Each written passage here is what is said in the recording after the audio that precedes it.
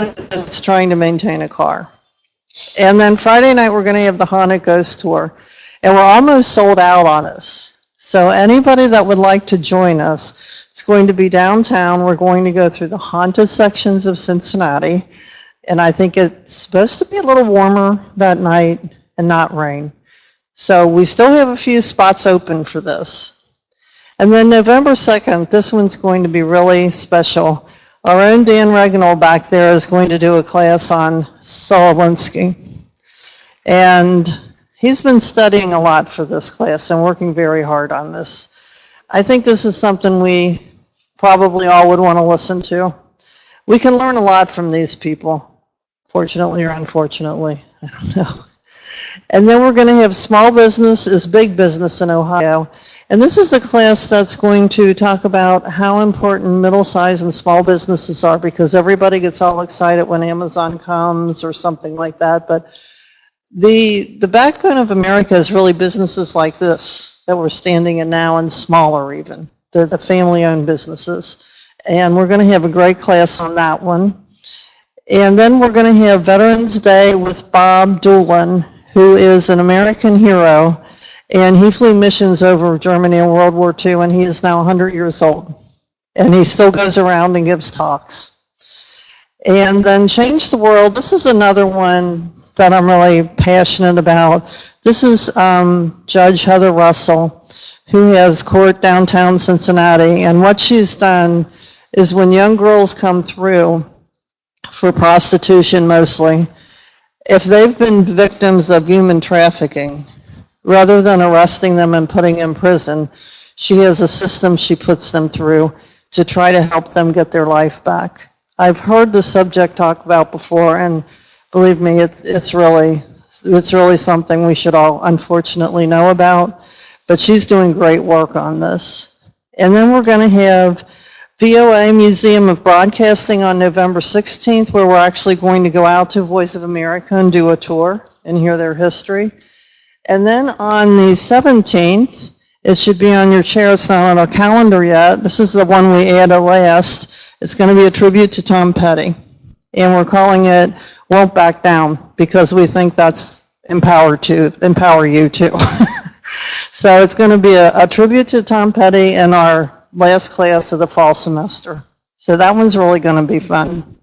And with that, I will introduce Dan Regnall, who will talk some more.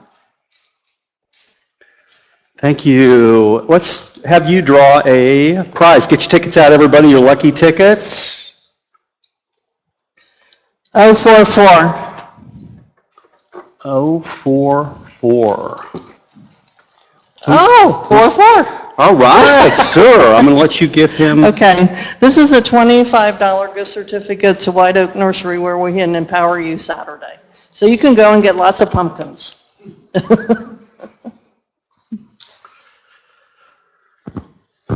How's everybody doing tonight? How are you? Good. So glad to see you. So glad you could come to our folks that are online tonight. Welcome. It's good to see you here for our session on what I call really a foundational class of EmpowerU. And what I'll tell you, and I know there's a couple people that are with me that have had to fight government before, there's nothing harder to do than to fight government. When your own government works against you, I see nods, it's one of the most frustrating things you'll ever have happen to you in the world. I had such a thing happen to me in 2003 with the village of Evendale. And the one thing that got me through it, it took 546 days, which is this book right here, which Brian Shrive has been so nice to hand to all of you. This is the Bible, the total Bible of how you need to fight your government. Every answer almost that is off Brian's playlist is given to you in this. If you have a problem with a governmental body, this will be the best resource you've almost ever had. So don't just kind of put it away when you get home. Make sure to keep a good hold on it. It'll be something that you will remember. I still have mine, and I still use it quite a bit. So just a couple of things I wanted to go over with you. I hope to see you next Thursday night for my class on Saul Alinsky. It's going to be an interesting class. I've learned so much from reading it. As I told somebody tonight, it's been a really hard read, But his 13 rules for radicals, which I'm going to go over from number 1 through number 13, will really teach you a lot about what's going on in the United States right now.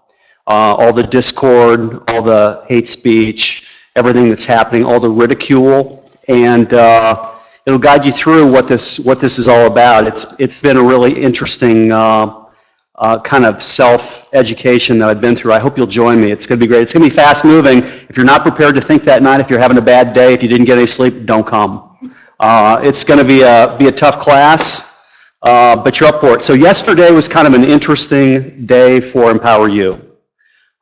For those of you who know about our big mayoral debate that was supposed to be Monday night with Yvette Simpson and John Cranley. I see most of you shaking your head, so most of you have heard about it. And it was really a frustrating day for us because we worked really hard. We had about 7 or 8 people up in the conference room up there, and for hours we went over the questions. We had a deal worked out with the mayoral candidates that we would give them this is something I've done before with debates, we would give them the first 5 or 6 questions ahead of time, let them work on a few questions that were general, that were broad in principle, kind of work on what they were doing, and then the second half of the debate would be more of surprise questions that they didn't know, that they'd have to think on their feet, that they'd have to prove to people what they knew. And our questions were so cookie-cutter safe that we thought, surely nobody could have any problems with them. They were questions like Ohio has one of the highest property tax rates in the United States, ranking number 9 out of top 10. What will you do to lower property taxes in the city of Cincinnati? A second one was the streetcar has proven to be an expensive project. Many people have called it a boondoggle. Would you rather spend money on expanding the streetcar, or would you rather spend money expanding transportation in the 52 communities in the city of Cincinnati? A third question was, what role does the mayor play in economic development in the city of Cincinnati? Fourth question involves sanctuary cities. For some reason, candidate Simpson decided not to show up, and we don't have any idea why she didn't show up. She never told us. She just canceled about 20 hours before the event. But it was interesting. Our great community development director, Betty, who's right back there, straight back there in the blonde, there's a guy named Jason Williams who has a column called Politics Extra. He wrote a big article about it in today's paper, and the article, actually, he was a little nicer to us, but yesterday he cherry-picked the questions we wrote and said, well, these questions were surely intended to be anti-Yvette Simpson. And we were so shocked. Betty was so mad because we had worked so hard to have questions that we felt were fair. And I don't think it had anything to do with she just didn't want to be at the event and felt like she was empowered to do whatever she wanted to do. And what I'll tell you is that the original post that we put out about her canceling the event, over 10,500 people have seen that now. So it probably wasn't a good event for her to miss a week and a half before the election. And the funniest story I've heard about it just came from our guest tonight, Brian Shrive, who's been a friend of mine for a long time, 10 years, has helped me with so many projects, including our Fill the Truck initiative on his own, and been such a good supporter. But I think the best thing that I saw so far was this, that Yvette Simpson today sent out an email, and here's what it said. It's from Yvette Simpson. Or it's from her campaign manager. I'm assuming it's from her campaign manager. She's the one who canceled with us. And it says, I don't want to have to tell Yvette that we have to pull our TV ads in the last week of the campaign. That's why we need your support today. Well, our guest speaker, Brian Shrive, tweeted back to Yvette Simpson and her campaign, because if it's one thing Yvette won't abide, it's a last-minute cancellation, right? So we're just disappointed because we love and empower you. We love great discourse. We like to see people talking to each other, get conversations going. This Jason Williams said, well, we don't even know why this EmpowerU, which is a conservative organization, would want to host a democratic debate. Well, his view of us is simplistic. What we love here is people talking to each other. If there's 2 Democratic candidates, well, surely we have to live with them. let's hear what they have to say, and that's our intention. And they want our votes, and I guess that was too complicated of a theory for him to understand. Last thing I'll tell you, I hope you come to our season-ending event. Nita mentioned it, November 17th, celebrating the life of the great Tom Petty. My business partner of 29 years and my biggest fan that we've seen Tom Petty so many times together, Dana Gore, will be here from Virginia to walk us through Tom's life in interviews and music, and we'll hopefully have a few cool guest speakers here that night. So hope you'll be here for that. It's going to be a great event. Let me introduce you to our speaker tonight. Brian Shrive is an attorney with the Finney Law Firm, where he focuses his practice on civil litigation, including public interest and civil rights litigation. I know most of you got a package on the Finney Law Firm, and they have a lot of services they do offer. If you ever need anything, please refer to that. Brian recently helped bring about change to the Cleveland Metro Park's unconstitutional First Amendment activity policy, and has brought suits against public bodies for violations of Open Meetings Act. Brian has advised local elected officials, candidates, and activists on Ohio Public Records Act and Open Meetings Act. He's a former board member of COAST, the coalition opposed to additional spending and taxes, and has recently stepped down in order to accept an appointment to the Cincinnati Election Commission. We're really fortunate to have Brian Shrive here tonight with us. Welcome, Brian. Thanks, Dan. And Dan has been a friend, I think it is now exactly, or just about 10 years when we met with I think the jail tax fight was when we first met. It was such a fun time. Make sure if I'm not too loud here. So what I want to talk to you tonight about is the Ohio Sunshine Laws, and I guess make sure everyone got the packet. We have the Yellow Book manual from the Attorney General Mike DeWine's office. Sent these. I called up there. Anyone can order these and get it. They'll mail you one for free. They have them online. I think if you just Google like Yellow Book Ohio, it'll come up. There's a PDF of it, but you can request it. I called them and said, "Hey, I'm doing this presentation. Can you send me 20 or so?" And they were nice enough to do that. So those came free from the Ohio Attorney General's office. And what I want to talk to you about tonight is the Ohio Sunshine Law, which encompasses two ideas. One is open meetings, and the other is open records. And open meetings, you think of when you go to see the city council meeting, you have to be allowed to walk in and see them do that. But it's more than just the city council. It's your township trustees, your school board, even kind of committees underneath those can be your zoning committees, things like that. Those hearings have to be open as well. Here's some information about myself with the Finney Law Firm. We started in 2014. And as we were starting the firm, we actually had an open meetings case that we were working on against the Clear Creek Township up in Warren County. And they had a practice of their township trustee meetings were Tuesdays at 7 o'clock in the township building. And at 6:30, the township trustees would get together with the township administrator in the township administrator's office, and they would go over the agenda.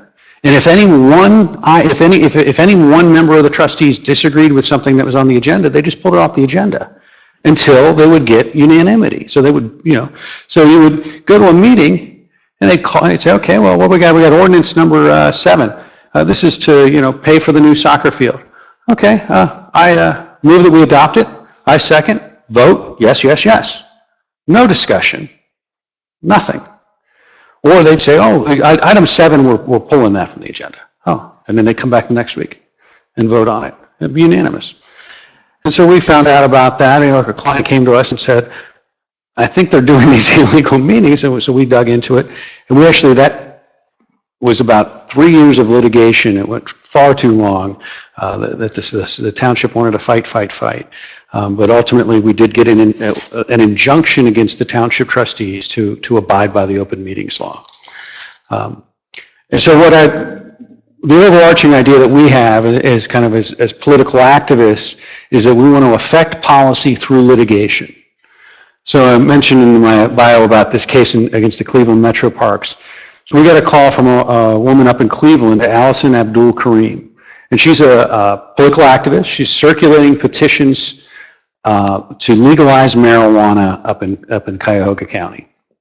You can agree or disagree with that policy, but the Park District up there, they literally had a First Amendment activity permit policy. That was the name of the policy.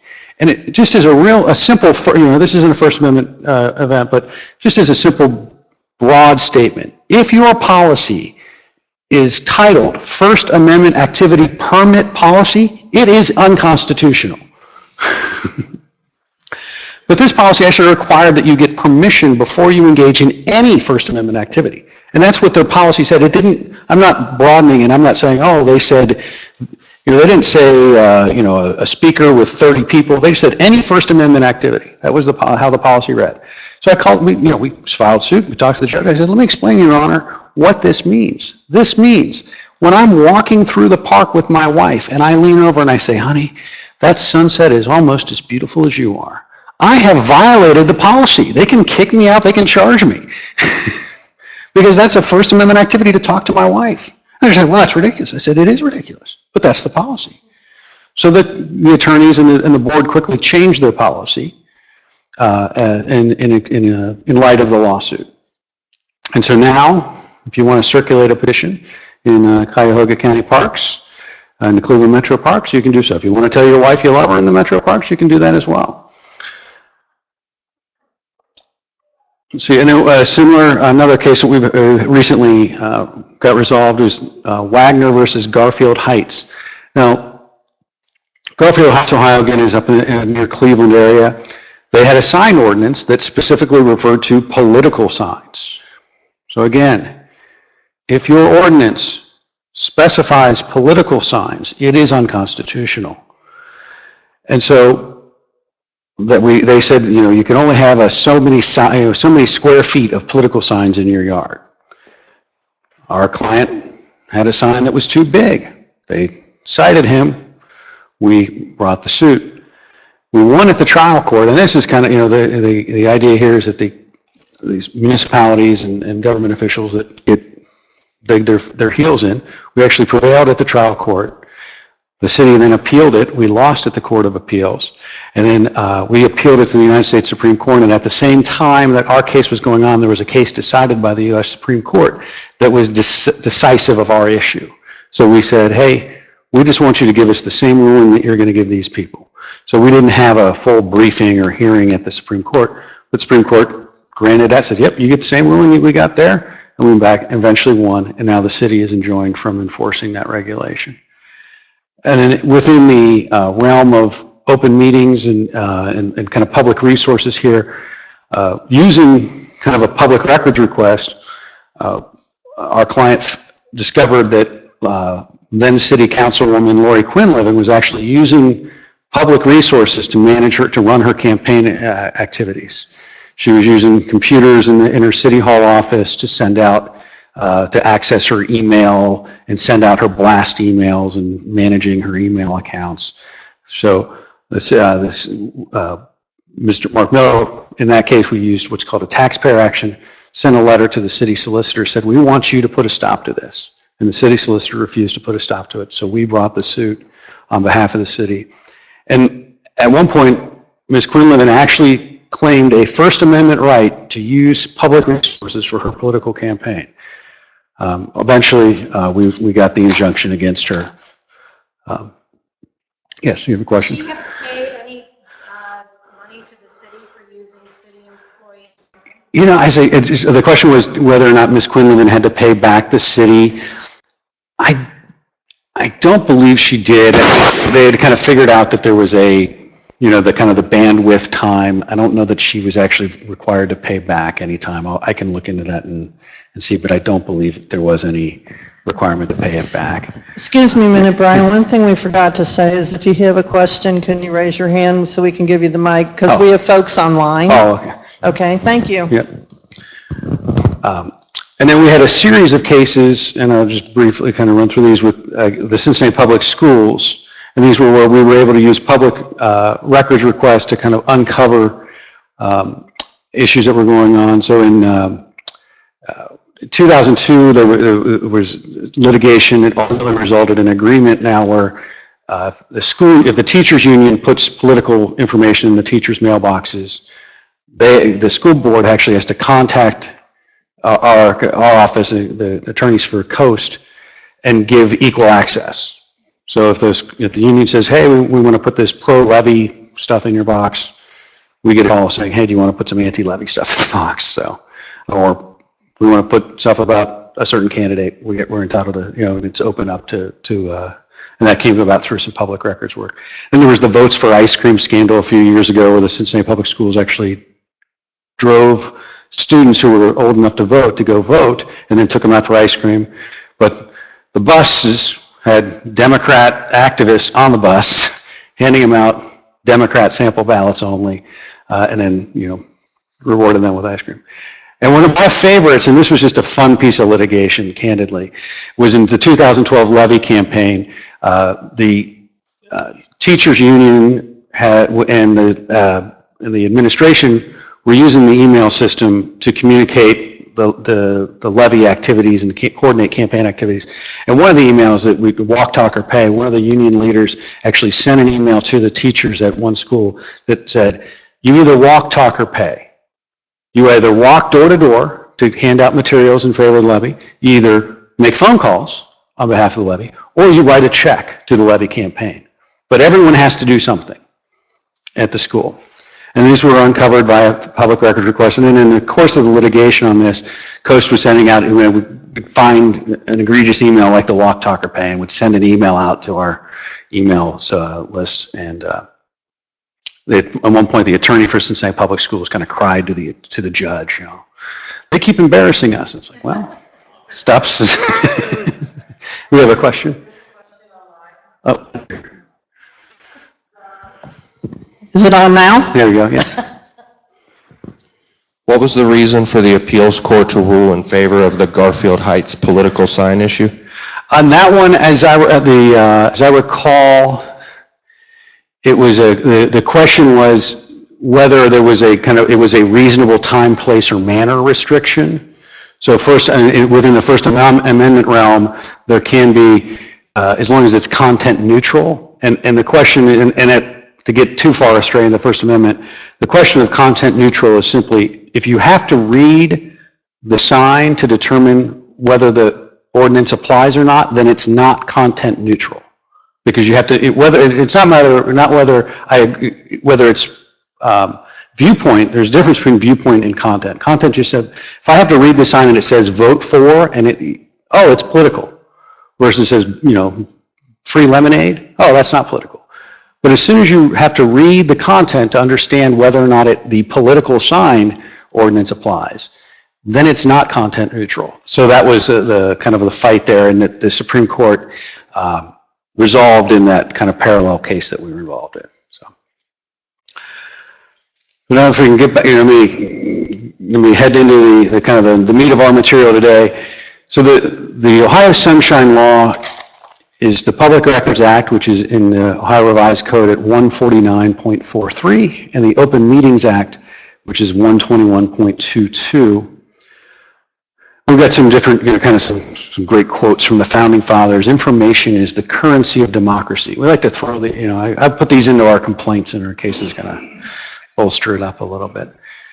And this is, a case from about the Detroit Free Press versus Ashcroft. I think this was a case that was about Guantanamo, actually, about access to those hearings down there. But democracies die behind closed doors. And you think about that when governments begin closing their doors. It selectively controls information, and select information is misinformation. And we have a further quote, and these are available online and in the materials.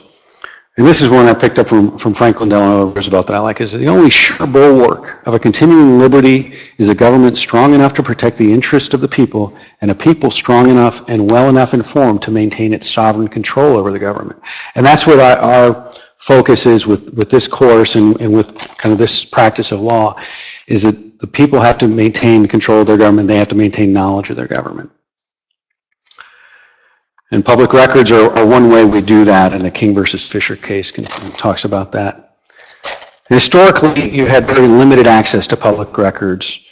The Crown, the government has to consent, or you had to show you some specific necessity.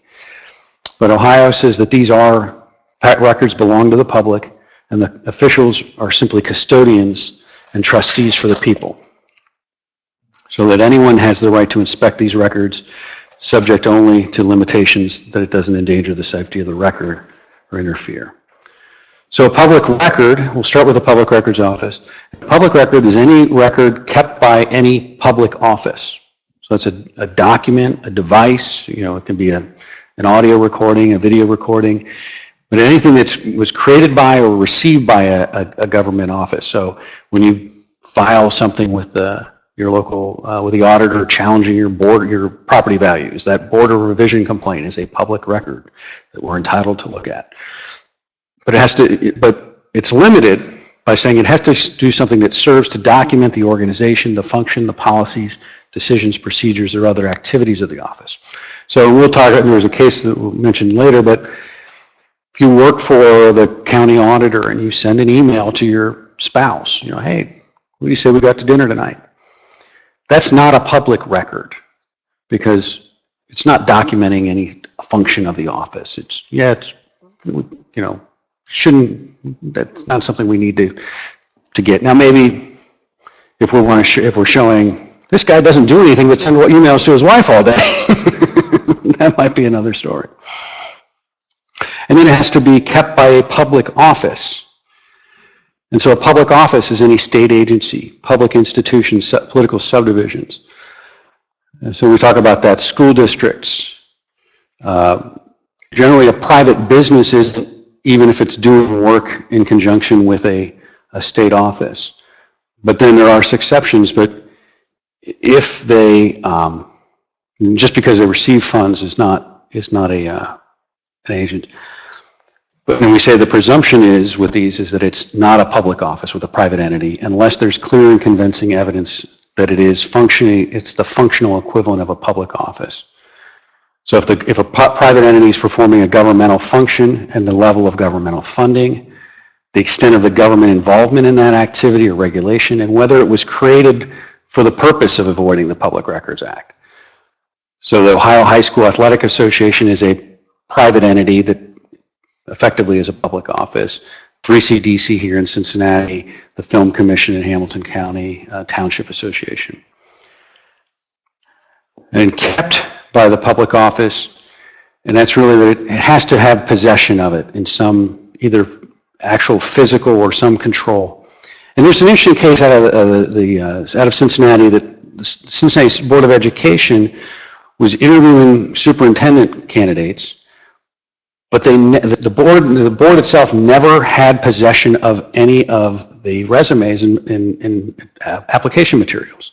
So you'd come in an interview, they'd bring the materials in, they'd look at them, they'd give them right back to them at the end of the interview. So when the Cincinnati Enquirer want to see who these candidates are, we want to see their records, they said, we don't have them, we didn't keep them.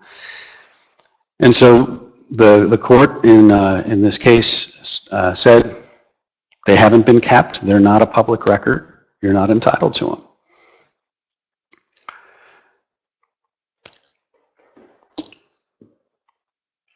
And we have a similar case where, on the other side, where a settlement agreement that a county was involved in, they turned over all the records to their private attorney. And they said, well, your attorney's acting as your agent here. And so they were required to turn those over.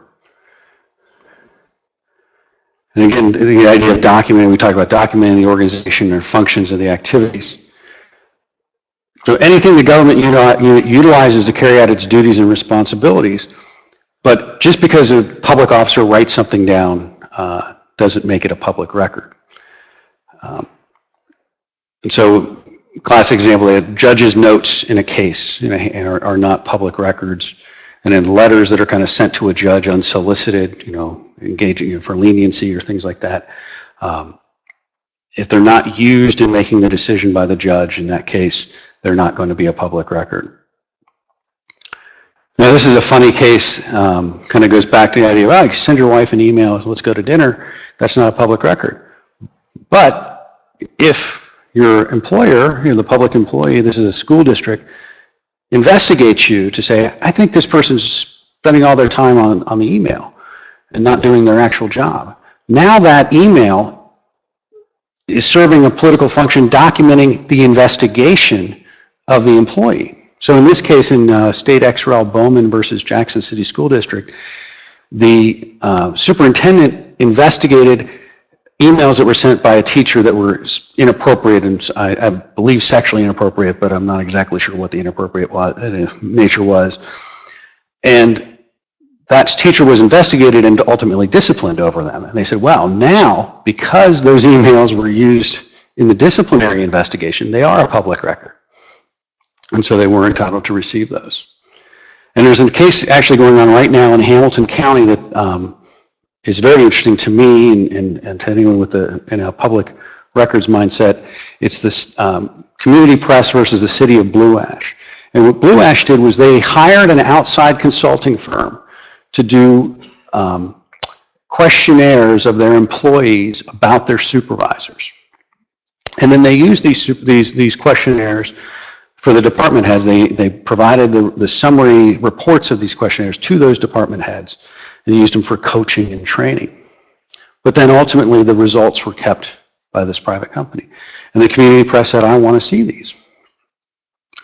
And what Judge and Blue Ash said, look, we don't, we don't have them. In fact, none of the city council members never even saw them, didn't even do anything. I said, well, first of all, city council isn't the only public entity here. The city itself isn't a public entity.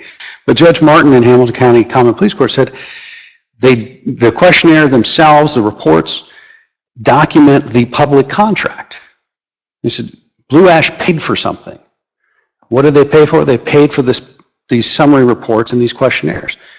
And so they document what the city got in exchange for public money. So they are a public record, and they're entitled to them. And that case is actually currently on appeal in the Hamilton County Court of Appeals. And I wouldn't be surprised if it goes to the Ohio Supreme Court, depending on the result. Really, probably either result would probably go to the Ohio Supreme Court.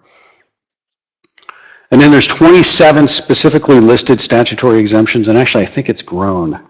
I think it may be up to 29 now, or at double L, I think, some of these exceptions. Some medical records make sense. We don't need to be seeing public employees' medical records and things like that. Trial preparation records, again, kind of makes sense. We want to keep the public bodies from being able to prepare for litigation. Confidential law enforcement investigatory records that state or federal law prohibits a release. Of course, these things grow and grow is the problem. Ideally, in a court, the courts are supposed to, again, strictly construe these rules so that it can't be, well, it could be if you kind of tilt your head and squint a little bit, this could be a health record. No, if it's not clearly within the camp of an excluded record or exempt record, it should be produced. And again, the governmental agency has the burden of proof of showing that it is an exempt document or record. And we're talking about tendering a proper request. This is important. And actually, when I talked to Brian Thomas on the radio the other morning, it kind of jarred to me how important this question is. You don't have to you don't have to make a request in writing. You can go and ask for it in person, or even over the phone, or even in an email. I guess that isn't in writing, but and you can if you go in person, say, I want to inspect the records. I want you to bring them out and let me look at them. Or you can say, I want copies. And you don't have to tell them who you are. You can send them an anonymous request, and you've got to give them some way to get them to you, but you don't have to identify yourself. And you don't have to tell the government agency why you want it. You just say, I want these documents, these records, give them to me. And they may, well, what are you looking for? Why do you want that? I don't have to tell you. And you can also request how they give them to you. You can say, I'd like electronic copies. I don't want a stack of paper. I want PDF file on a disk. But if they have the ability to do it, they can do it. If they don't have the ability to do it, they don't have to go out and get the ability to make that record for you. And they may charge a fee. It has to be the reasonable expense of the copy supplies. So they can't charge you, well, we pay our clerk $10 an hour and it took her an hour and a half to get you these documents. They can't charge you $15 for her time. They can only charge you, 10, 20 cents per page, something like that. And this is an important one, I think, when you're dealing with public request, it's about public records, not a public question. So you can't call your township trustees and say, I want you to tell me who's in charge of this, right? Who does this? Tell me this. You say, give me the record that deals with something, but you can't just ask them to answer a question. And they don't have to create a record that doesn't exist. You say, I want you to give me a spreadsheet of all the expenses in the last 6 months. Well, if they have that spreadsheet, they'll give it to you. But if they don't have that spreadsheet, they don't have to create it to give it to you. Yes, you have a question?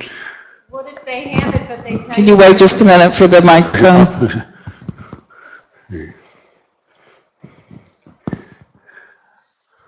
What if they have that record, but they tell you they don't have it?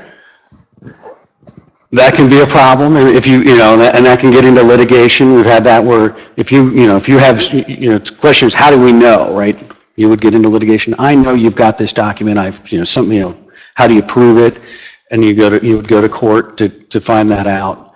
But that would be a lawsuit. That would be an improper denial, and you could sue and would get if you won, they would give you some sort of forfeiture, probably up to $1,000, and you're entitled to attorney's fees to do that. So if there is litigation, because Ohio public records law has historically been a real model for the country on that. And one of the things they did is they said they realized that someone, some ordinary taxpayer or citizen that wants a record and doesn't get it, they can't afford to call an attorney and pay them hourly to fight this battle. So we said, we're going to award the attorney's fees if you win this case. We're going to try to discourage communities from playing hide the ball with public records by saying we're going to get your attorney's fees paid if you're successful. But when you make that request, you need to be specific. You need to ask, kind of be as specific as you can about what you're looking for. It always infuriates me when I draft these, because I'm like, well, I want everything. That's what I want. I'm not being overly vague. I'm being very specific. Everything. But you want to say, give me the records that relate to something or to the specific thing. And I've got an example here. And the idea is, if it's too broad, they can't reasonably identify what it is that's responsive and to give them to you. And so we suggest try to break your request down into multiple. And so we like to use phrases like all records documenting something. All records documenting the impoundment of any vehicles by the Cincinnati Police Department from May 5th to May 30th, 2010. Any logs or similar records documenting activities of police officers in this area on a certain, within a certain time frame. And this is an actual letter.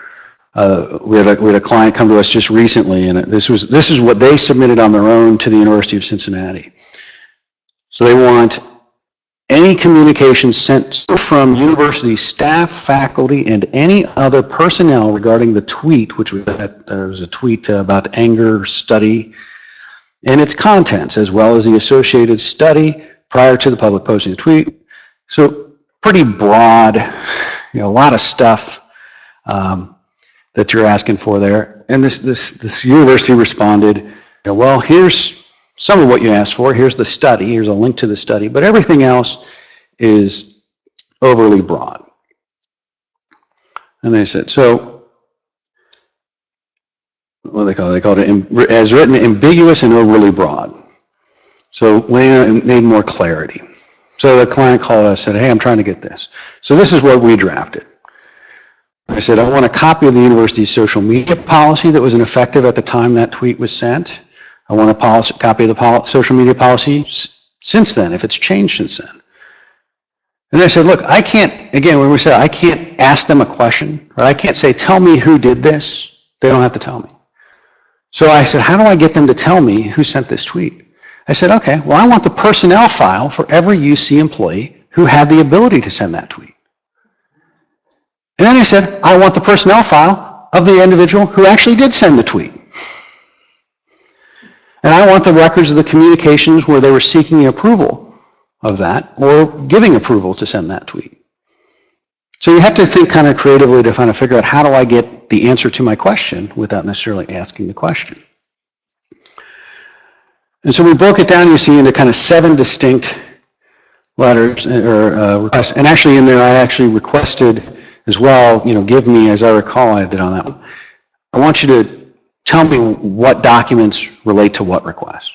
So if you send me a PDF, I want you to send me 7 PDFs. I want you to send me 1 PDF that's responsive to request number 1. I want you to send a second PDF that's responsive to request number 2, a third for 3, and name them. Request 1, request 2, so that I can figure out what you're sending me. And so you have a person who's in charge of the public office, the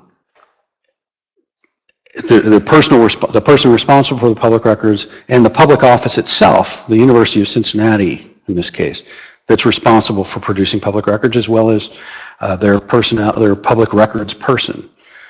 And if you go and make a request for an inspection, they should do that promptly. If you show up at 8 in the morning, you say, I want to inspect these records, you should have those, that day. You should be able to sit there and wait for them to bring them out to you. And if you say, I want copies, those copies should be produced to you in a reasonable time. We generally, when we submit a public records request on behalf of a client, we have a policy of 6 weeks. So we send it in writing, certified mail, and if we know who the attorney is for the entity, we usually send them an email as well. And we just set our calendar. We say in 6 weeks, if we don't have those records, we're going to sue. And more often than not, very rarely lately have we had to sue. It's refreshing. And usually it's 3 or 4 weeks. And I don't think they're being deleterious. I think they're being reasonable about it. But on occasion, somebody doesn't want to give you what they have to give you. They hope maybe you go away. I don't know. But we just, we give them 6 weeks and then we sue. And if they deny your request, they have to give you some explanation and cite to the legal authority for the denial. And if they redact something from the production, that's a denial itself, and they need to explain that.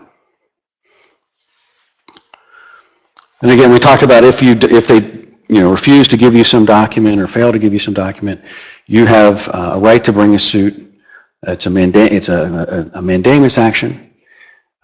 If you win, there is a statutory damages. It's $100 a day, up to a maximum of $1,000, starting from the date of the filing of the suit. And that's when, if you've made the initial request in writing and either hand delivered or certified mail. So if you just send them an email requesting it, you won't be entitled to statutory damages, for instance. And attorney's fees can also be awarded if you're successful. And the courts have found that you have to have an actual, the client has to be obligated to pay, or either has actually paid or legally obligated to pay the fees. And there's a new process in the last year for folks to do an expedited process through the Court of Claims. If you have a public records request, you can, rather than file in your local courts, which is about $300 to file a suit in Hamilton County, you can file through this Court of Claims. It's $25. It's located in Columbus, but they actually do everything by telephone for the most part and try to get it mediated quickly. You do get an award of the filing fees and costs, but there's no attorney fee award in those, and it's really intended for people to kind of represent themselves. Right? Oh, we have a question. If I file a Court of Claims lawsuit and I'm successful, meaning that they rule in my favor, can I still go turn around and file what you just said, the $300 type deal, or is it either or both? It's either or, correct? Thank you. Yes.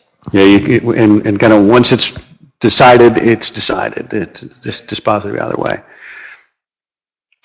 And it's similar to kind of keeping records, they can't destroy records. So if all public bodies are supposed to have some sort of record retention list, a schedule of how long we keep things. Oh, we keep emails for 2 years, or we keep these tax filings for so many years. But if they destroy documents outside of or prior to that schedule, you can get an injunction against the public official who did it. And there's a civil forfeiture of up to $1,000 per record, and they've limited that to $10,000. And again, this one does allow for attorney's fees, but they cap that at the amount of the forfeiture as well. There was a case out of Akron, a couple of cases where there was an attorney and his client. They were in cahoots, and they found out that they knew that that the city of Akron had destroyed records early, and so they requested them. And it was 860 timesheets, so they wanted $860,000. And the city actually had to issue bonds on that. And in a similar case up in Bucyrus, they heard how these 911 tapes had been destroyed. So there was 11,292 records that had been destroyed. So that's $11,292,000 that they were seeking. And they ultimately limited the claim. They said there's only 1,400 claims that you're entitled to records, so 1.4 million. But then the court ultimately said, you're not aggrieved. This was a setup. You didn't want those records. You just wanted to try to get this payday. And so they awarded them nothing. And I think they sanctioned the attorney as well. So that's kind of the broad overview of public records law. Making a request, if you want to make sure I get one thing I would want to point out. If you make a request for a public record, you want to make sure you're requesting public records. You're making a public records request. You're not making a Freedom of Information request or a FOIA request. Those are federal laws. The Freedom of Information Act is a federal law. And in fact, if you make a FOIA request to your local school board or township trustees, they can reject it without any explanation because you didn't make a public records request, because we couldn't figure out what you meant. We were confused. We had no idea that you were thinking FOIA and public records request. So you need to make sure that language is important. A public records request is what you're seeking, and you want to again be careful that you're not asking a question, but you're really requesting records. And we have another question. Let her bring the microphone to you.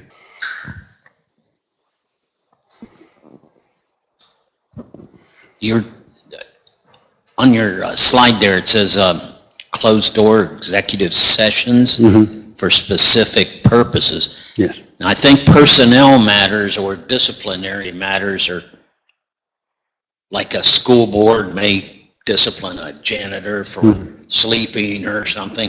That would be one of the reasons for executive session. And what were the others? We'll get into those here. So when we go into the Open Meetings Act, we talk about public bodies. They are required to conduct all official business in open meetings that are previously noticed. So you have to give me a heads up that you're going to be meeting, and if I show up, I need to be allowed in. But also, open meetings doesn't just mean that I get to sit here and watch you discuss. I'm entitled to minutes. That's a part of the open meeting, and those minutes have to be made available. That is part of an open meeting, is creating minutes. And closed door, what are called executive sessions, that's right, they are allowed for certain purposes. Personnel type items is one of them. Current and pending litigation, or pending or imminent litigation. Some economic development is another reason that you can go into executive session. We have another question. When you spoke of minutes, is there a deadline as to how soon they can be available? Generally, it's reasonably within school boards. I believe it's actually the next meeting they have to approve them at the next meeting, but usually it is within the next meeting or two that those should be approved. And there have been, we had a case a few years ago with a school board about that, where it was kind of two issues. They had meetings that they weren't considering meetings that were meetings. So they weren't producing any minutes for those meetings. So they certainly weren't doing them timely. And so that, and they, at the same time, they had other meetings that were meetings that they knew were meetings, but they weren't producing records timely as well. But it's usually with, I believe with school boards, there is a specific statutory time, but other public records, it's a reasonable time is the general, as I recall. I don't,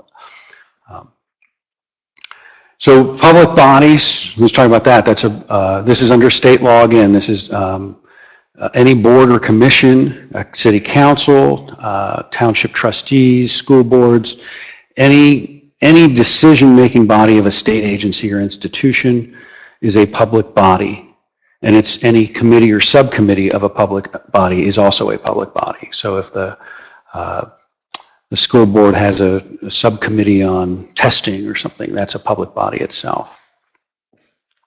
Now, if you have a charter city, you know, Cincinnati is a charter city, has its own charter, its home rule. It's allowed, and they're allowed to adopt laws that are in conflict with the general laws of Ohio.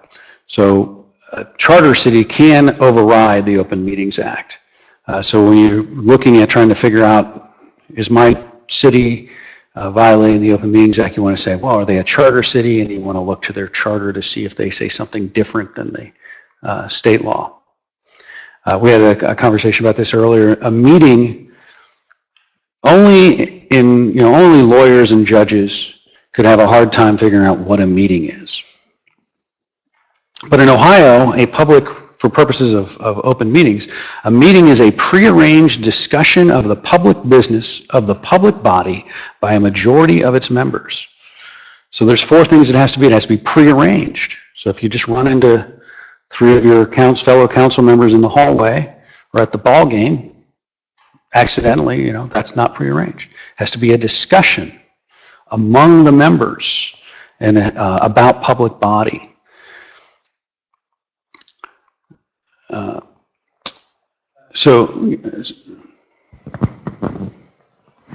Brian, so does that replace kind of the old story we used to hear that if there were 5 people on a school board and 3 of them would meet at a Christmas party, that people could say that they were having a scheduled meeting?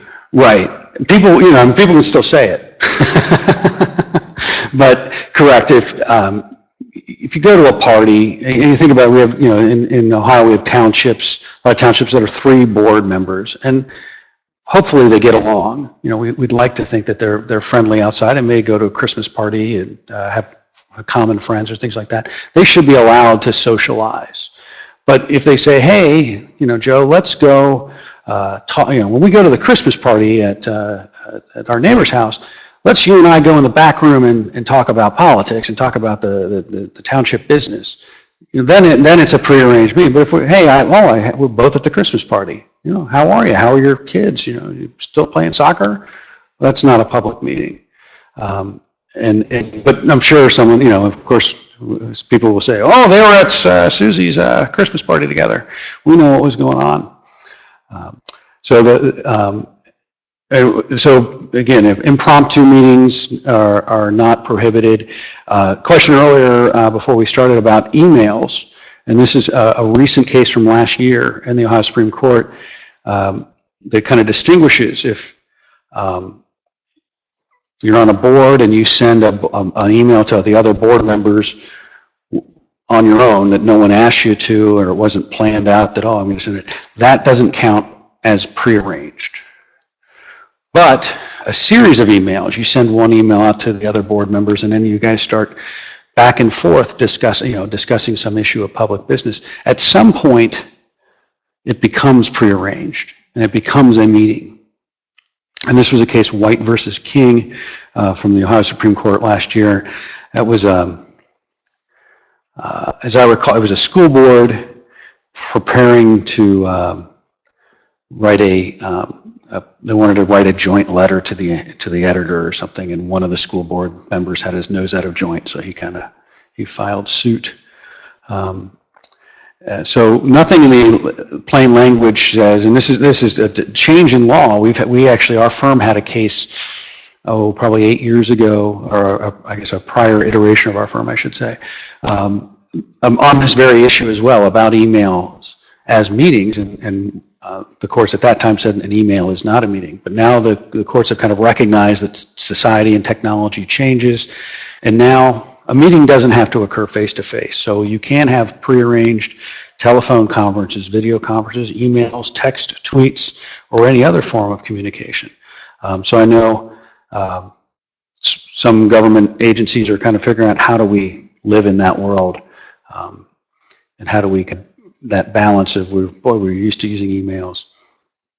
But then we even have to get into what's a discussion. It's an exchange of words, comments, or ideas by the board. This is the great thing about lawyers. That, everyone knows what it is, but we have to define it. And deliberations they're more than information gathering, investigation, or fact finding. So if you have a question and answer session, if you're the school board invites someone in to present on some new idea they have, that doesn't necessarily constitute a meeting if the board members aren't discussing it amongst themselves.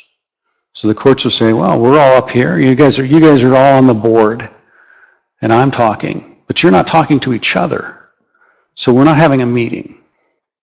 But if you start talking to each other about, hey, well, I don't know if I like that idea, maybe we should do that, what do you think we should do?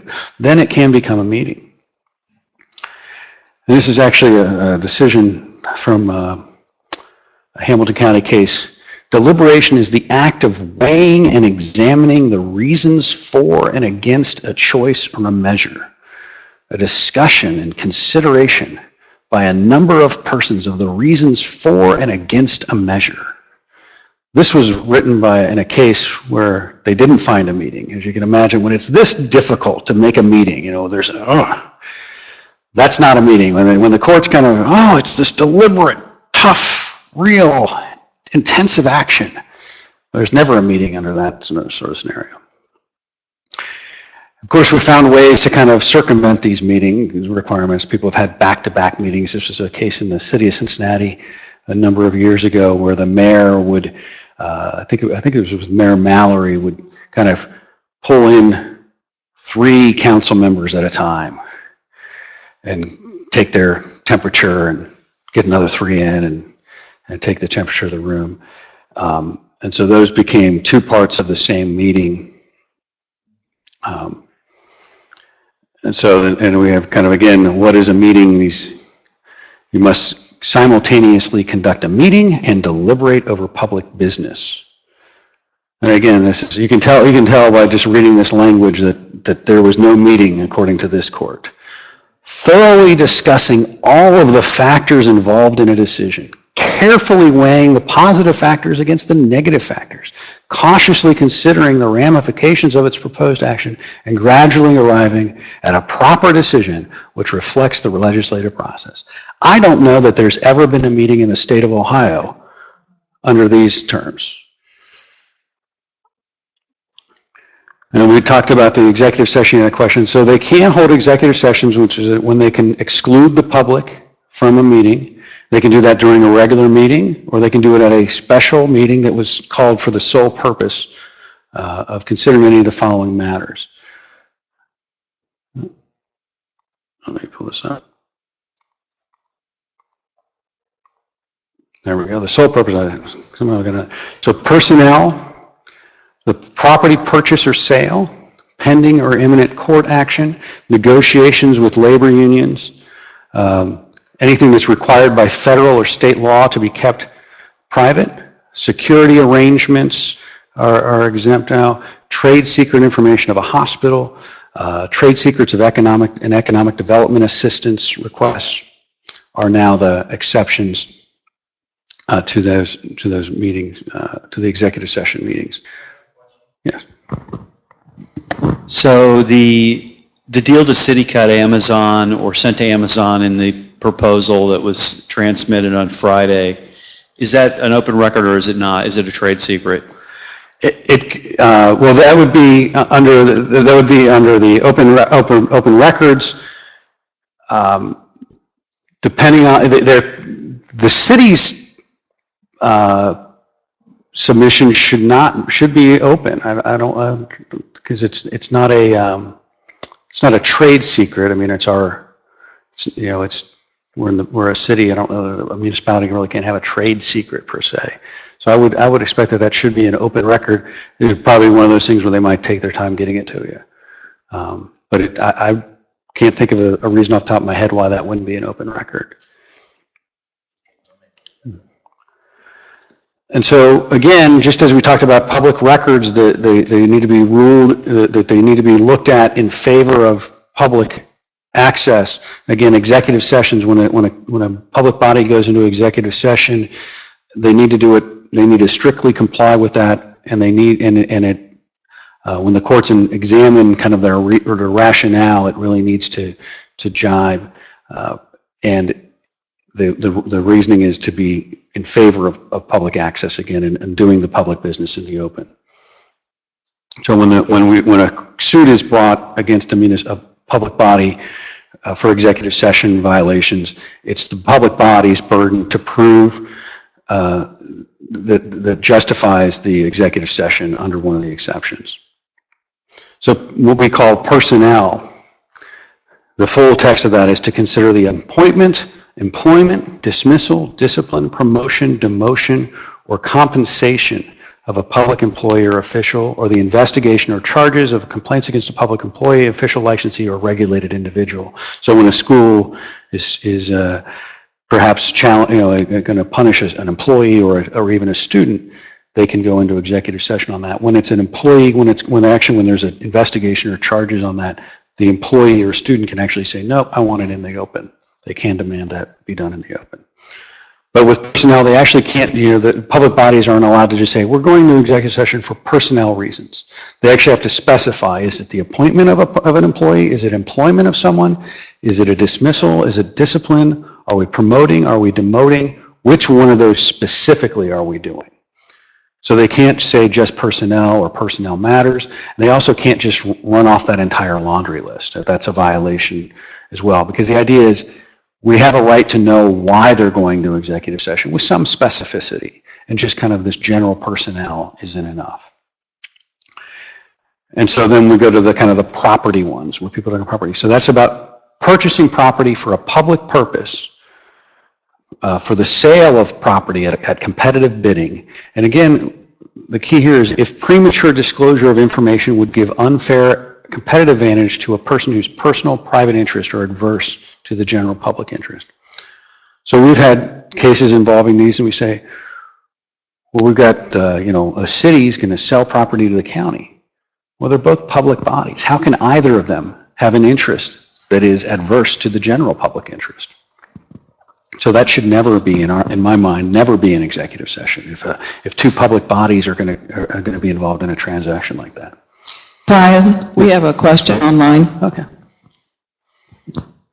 What about economic development offered in a proposal such as Cincy's proposal to Amazon? Could this keep the proposal outside public preview?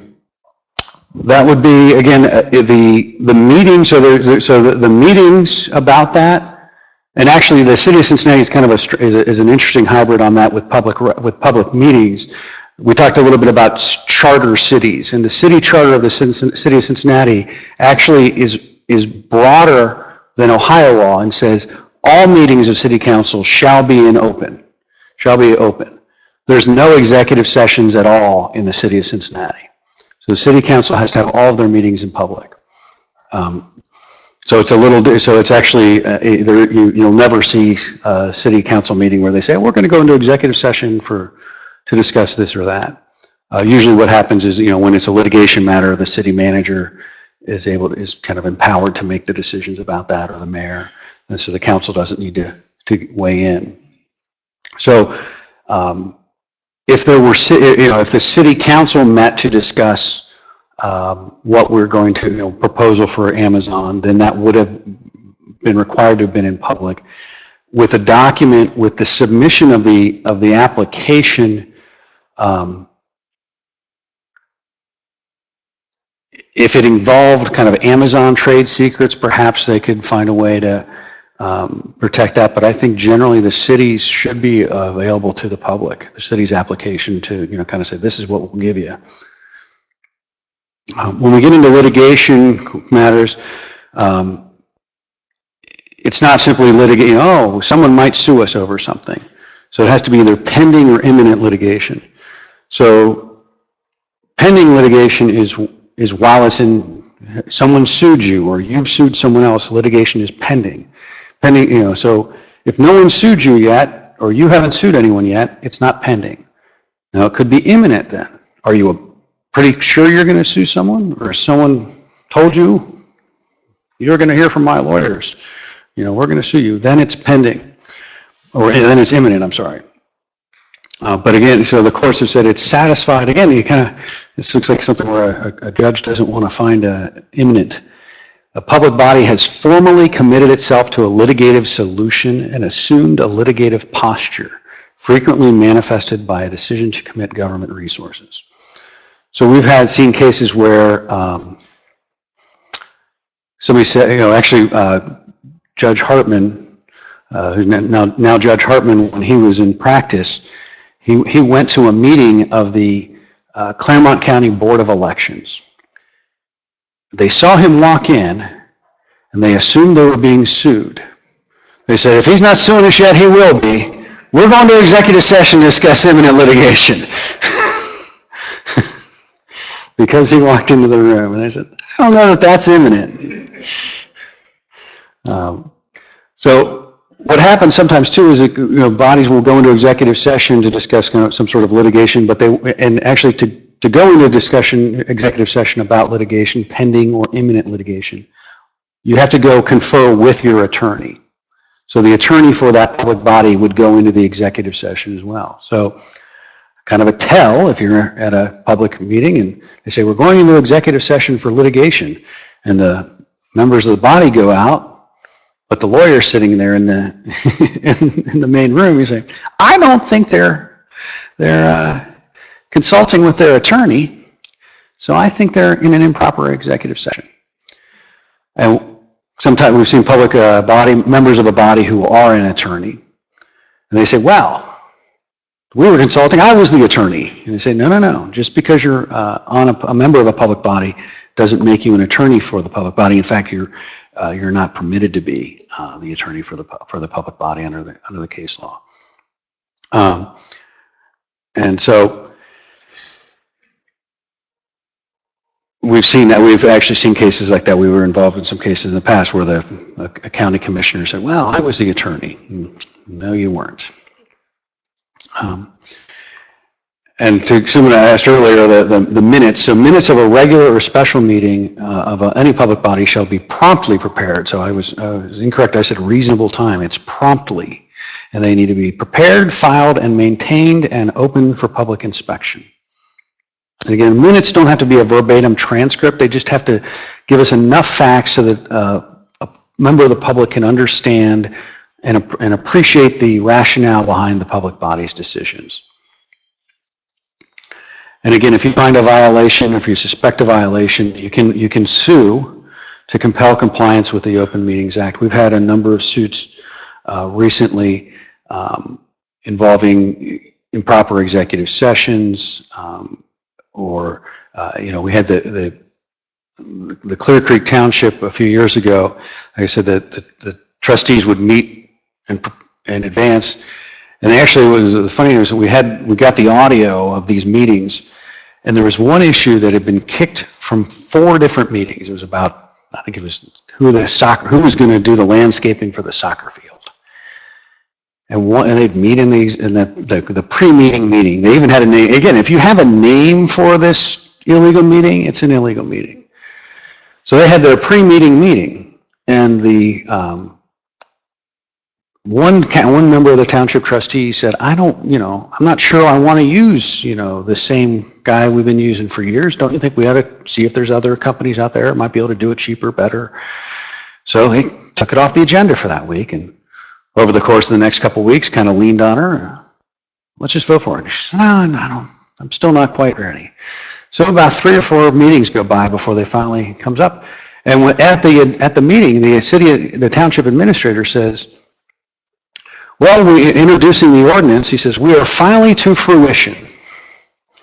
And at the trial, we got the township administrator on the stand, and we said, let me ask you a question. There was never any discussion in public about this. How could you possibly know that you were finally to fruition on this issue, except for the fact that she told you in the pre-meeting meeting? And he said, well, yeah, she told me in the pre-meeting meeting. So what ultimately results in these cases, if you're successful, is that the public body and its members are enjoined from further violations. They have to pay a forfeiture of the court costs and attorney's fees, and future violations, in theory, you could get charged and kicked off the public, removed from the public body if you do a second violation after you've been enjoined. When we do the lawsuits, when it's an executive session question, to your point kind of earlier, how do you know if the executive session was illegal? We don't know what they discussed in executive session. We think we know, but we don't know, and so we need them to tell us. And the courts of course, the board or the public body's attorneys are going to say, there's an absolute executive session privilege in Ohio. Brian? We have a... I'm working on a case. I worked at the Fernald plant in Fernald, Ohio, years ago, and they've got some of my records. I worked there about 19 years, but they're missing like 10 years worth of records, and I was told that I need to do a FOIA request to get my records, but I believe they've bulldozed and buried all the stuff, so I think the records are probably off-site, so I guess it's a twofold question. One is there other states that have similar laws? And two, would this apply? I guess the FOIA is maybe the way to go since they're federal records. I'm not sure how to approach this. I mean, right, for all that would be a federal record. I guess that would be like the Department of Energy or that was doing that. So you would submit a federal Freedom of Information Act request to the Department of Energy. Would be my guess. I'm not as familiar with that process, but that would be my guess. That's probably through an office in Washington. You would submit that to. We've done a few FOIA requests in the last few years. The time frames, the 6 weeks, you just throw that out the window.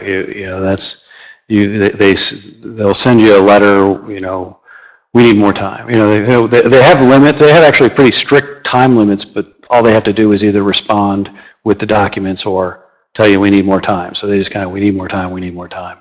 And it's usually, it can be years before you get them, depending on what they're looking for. But the Freedom of Information Act would be what you would need probably if you're dealing with Fernald, which would be the Department of Energy, I would imagine. So we had a case in Milford where the city council was working on what to do with an old school and the property there, and there had been developers that wanted it. Some people wanted a park, and some people kind of wanted some sort of essentially a parking lot for the two churches and private schools that were right next door.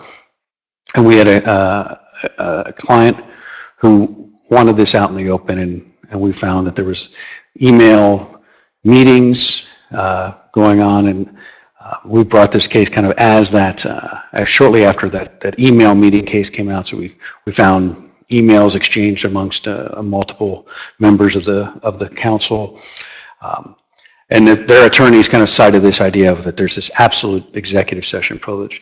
And Judge McBride in Claremont County very clearly said there is no absolute executive session privilege in Ohio. So there can be certainly some things said in executive session can be privileged, but just because it's said in executive session doesn't make it privileged. And you do have the ability to get in there and find out what was said, or at least what was kind of the topics. And if you do kind of pursue litigation and ultimately prevail, any rule or resolution or any formal action that was done that was the product of illegal meetings or meetings that weren't conducted in open can be invalidated. So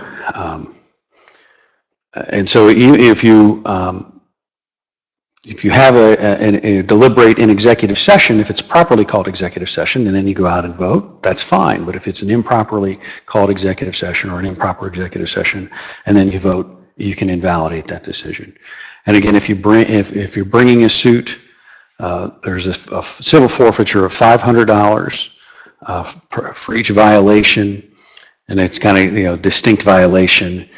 Generally, they kind of say, look, you had 7 illegal executive sessions. Is that 7 violations, or is that one basic type of violation? The courts generally lean towards it's one. And so they're probably, if you brought a suit, expect, you're certainly not going to be enriched as the folks tried to with the records laws. And again, the idea behind kind of any sort of forfeiture is to kind of give some sort of meat to it. But we also don't want people trying to make a living suing, as a living off civil forfeitures. And then again, an injunction. And again, any member of a public body who knowingly violates an injunction could be removed from office. That would require the county prosecutor or the attorney general to bring that action. But it can happen, and it has happened very frequently in Ohio. And in closing, I want to just give you a few, again, some of these resources we talked about, the Ohio Sunshine Laws, which I think everyone here has a copy. If you're at home watching online, you can request a copy. You can get it online at the OhioAttorneyGeneral.gov Yellow Book, or through the Ohio Auditor. They both have those, and you can see the Ohio Revised Code is online, fairly easily searchable and reviewable. They're at codes.ohio.gov. My website that just kind of goes to my page at Finney Law Firm is just brianshrive.com, and you can kind of see some recent blog posts we have about the Sunshine Laws on our website as well. And if you have any questions, you can certainly contact me, and if anyone has any questions tonight, I'm happy to answer them. We've got my office and email there. We have a question. So, under Ohio law, health records are, They're exempt, yes. exempt. So is that also applicable to a FOIA request? It would, if it would for your own, it would be different than if I certainly couldn't request. Again, I wouldn't be allowed to make a FOIA request for your records. They would say, no, these are private records. But you would submit a request and probably include some sort of release saying, this is me, give me my records. But you should be able to get those. We have another question over here. So you talked about public entities and private entities on the offset. Where does non-profit organizations come in, like community center? Does that? It kind of comes down to, are they doing kind of a governmental function, or have they contracted with a government to do something as far as that? So in a general kind of corporate sense, there's a kind of separate law for Ohio for nonprofit corporations that generally do have to make their books available to their membership, and keep minutes of their meetings and things like that, similar to like a private corporation when they have to keep their books available and open to their shareholders. But as far as, I guess if you're saying are you talking about a nonprofit that's operating on behalf of a public entity, like doing work on behalf of a public entity, or are you just thinking more of kind of a general nonprofit, the second? So that'd be under kind of, if you're a member of that nonprofit, you would be entitled to those under Ohio's corporate nonprofit corporation law, which I think is section 1705, I think, of the Ohio Revised Code. Yes. A governmental entity has an administration building. They're open to the public Monday through Friday, this is from my example, 8 a.m. to 5 p.m. Mm-hmm. They post and tell the people, we're going to meet, our public meeting is once a month, the first Wednesday of the month at 10 a.m. Mm-hmm. I pretend this was the lobby. So to go to the meeting, the public has to enter through the lobby. This wall here has several doors. Where they meet is on the other side of this wall. I and the public here, these are all locked doors. They have a couple entry doors. So between 8 and 10 a.m., some of the officials, some of the department heads may come through and they need a key card coded to get in. So at 10 a.m., one of the officials will come out and unlock the door and say, "We're ready." And there they are on the Yes, dais, so when you ready to go in there, they're all in there, all the department heads, all the government officials. So I guess my question to you is that not a violation of the open meetings law? Well, it depends. It could be. It certainly raises suspicion, right? And that's kind of part of the idea for public bodies as these classes is, why create an impression, a false impression, if it's truly a false impression. But again, if they're just sitting there silently, reading their text or on Facebook, not discussing anything, then it wouldn't be a meeting. There wouldn't be any deliberation. And or if they're even discussing, football or whether or not the Reds are going to draft somebody, that's not public business, so it wouldn't fall under that meeting. But it's certainly, it doesn't look good, and those optics can kind of come to play a part, right? If you come in to, if you finish up your story to say, we all walk in at 10 a.m., they call the roll, and they go through the agenda, and they never say anything pro or con. They come in, they say, okay, well, agenda item number 1 is, do we want to put new sod on the soccer fields? I move that we put new sod on the soccer fields. I second. Roll call. And no discussion. We say, wait a minute. How did they know that was the right answer? How did they all come to that conclusion without having any discussion? So there's case law on that says, when you see decisions made with no discussion, that leads to the presumption that these were deliberated somewhere impermissibly. And so that's what that would, when you go to that meeting and you see that, is there any deliberation going on? And if there isn't, then you can blow the whistle on that and put a stop to it. We've got time for about 2 more questions. Yeah. So it's my understanding that during a city council meeting, people are not allowed to pass notes to each other. Is that correct?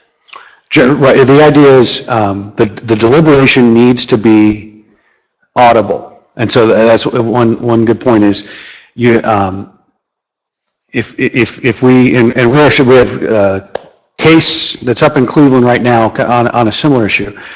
But yes, and we had a case in St. Bernard earlier this year where there was note passing, and then if you watch the video of the meeting, there was a lot of discussion about what's this note doing, but the minutes didn't reflect any discussion whatsoever. But yes, an open meeting is one in which the people can hear. So again, when you go to a meeting, you have a right to be heard, to hear. I'm sorry, you have a right to hear, but you don't necessarily have a right to be heard. So they don't have to let you speak, but they have to speak loud enough for you to hear, or if you're hearing impaired, provide some way for you to be communicated with. So I think we have a situation where they're trying to skirt that, and one individual is writing on a piece of paper that's kind of in the middle of the two of them. And so then the other one leans over and reads it. They're not really passing it anymore. It stays stationary, and only one of them writes on it. The other one does not write. They just kind of nod at each other after it's read. Yeah, that would be, I would say if they're, again, but maybe they're saying, boy, that person is I really don't like that person in the second row, and not talking about public business. Who knows what, they might say, hey, do you want to go to the Reds game next Tuesday? Yeah. But it's presumably if it's about the public business, yeah, it needs to be out. So is it subject to a public record request? If it's a part of the deliberation, it should be reflected in the minutes somewhere, right? So that first of all, they need to somehow enunciate, if it's about the public business, what it is, and probably needs to be attached to the minutes. And it should be it should be the public records. We actually had a case on that point in Bracknell, Ohio, which is again up in Cuyahoga County. The city council votes for, and we had it in Milford too, actually in Milford there was a similar case. City council votes for the mayor and vice mayor, so there's no separate elected mayor, there's a member of council gets elected mayor. And they voted by secret ballot. And so there's no case law really in Ohio on that. There's an attorney general opinion that's in the back of the book here about that you have to be able to hear what's being said, and it has to be said if you have to be able to hear it. And we said, hey, we did a public record because we want to see the ballots, which they weren't able to produce because they destroyed them, which is so a destruction of a record. And then we said, and by the way, that wasn't an open deliberation vote. You need to people need to know who voted for who, because they just said, well, it was a 4-2 vote. And that's, so that's how, so you need to tell us who voted how, how everyone voted, and if there's any discussion, and if it's some sort of secret note, they need to produce it as a record. Are there any more questions? We can take one more. No, that's it. Excellent. Well, Brian, thank you so much for coming. That was a lot of good information, and we appreciate the handouts. Thank you very much. Thank you so much. I'll be certainly around if anyone has any other questions, and you've got my contact information. Certainly give me a call or an email. Happy to hear from you. Thank you.